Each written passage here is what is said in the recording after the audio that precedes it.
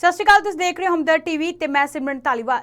जिस दिन का सब नूं इंतजार सी ओ दिन अज आ गया। केंद्रीय मंत्रिमंडल ने तीनों खेती कानूनों नूं रद्द करन दा प्रस्ताव ते मंजूरी दे दित्ती है।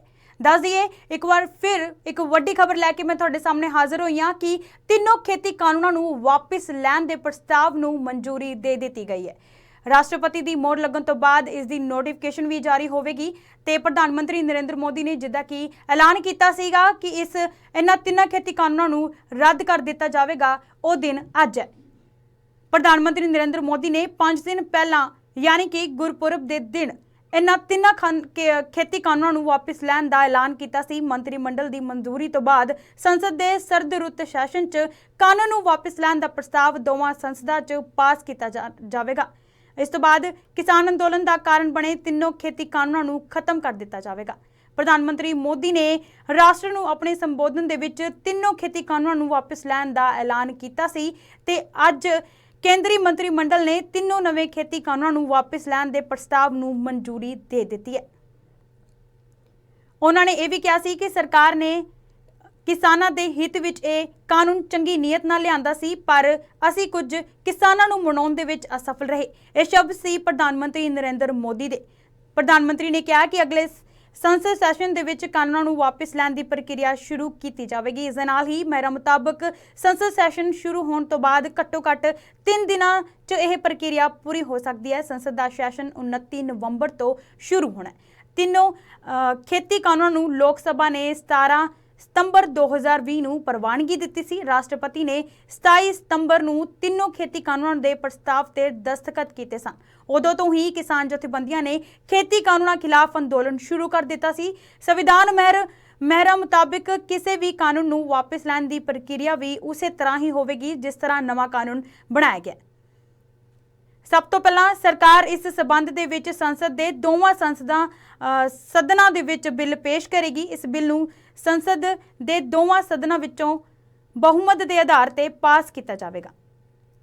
ते अज केंद्रीय मंत्रिमंडल ने तीनों नवे खेती कानूनों नूं वापस लैण दे प्रस्ताव नूं मंजूरी दे दित्ती है, जिसका ऐलान प्रधानमंत्री नरेंद्र मोदी वालों गुरपुरब के दिन किया गया सी। उन्होंने ऐलान किया सी कि सरद रुत सैशन च कानून नूं वापस लैण दा प्रस्ताव दोवां सदनां च पास किया जाएगा, जो कि अज कर दिता गया।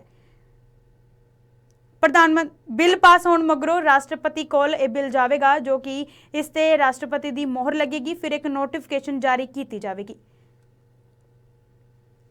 एक बार फिर तुहानूं दस दिंदे हां कि प्रधानमंत्री नरेंद्र मोदी वालों ऐलान किया गया सी कि खेती कानूनों के जिहड़े ये तीनों बिल ने इन्हां नूं जल्द ही रद्द कर दिता जाएगा। तो केंद्रीय मंत्रिमंडल ने तीनों नवे खेती कानूनों नूं वापस लैण दे प्रस्ताव नूं अज मंजूरी दे दित्ती है। प्रधानमंत्री नरेंद्र मोदी ने 5 दिन पहला यानी कि 19 नवंबर गुरपुरब के दिन इन्हां तिन्नां कानूनों नूं वापस लैण दा ऐलान किया सी। मंत्रिमंडल की मंजूरी तो बाद संसद के सरद रुत सैशन च कानून नूं वापस लैण दा प्रस्ताव दोवां सदनां च पास किया जाएगा। इस तो बाद किसान अंदोलन का कारण बने तीनों खेती कानूनों नूं खत्म कर दिता जाएगा। किसानों नूं पिछे किए गए बीते दिन ही किए गए प्रधानमंत्री नरेंद्र मोदी के ऐलान ते यकीन नहीं सी। और किते ना किते हजे भी खदशे विच सी कि किते यह साडे नाल कोई चाल ना होवे कि असी बॉर्डर खाली नहीं करांगे। किसान अपने बॉर्डर ते हजे भी डटे हुए ने किसानी संघर्षां नूं लैके।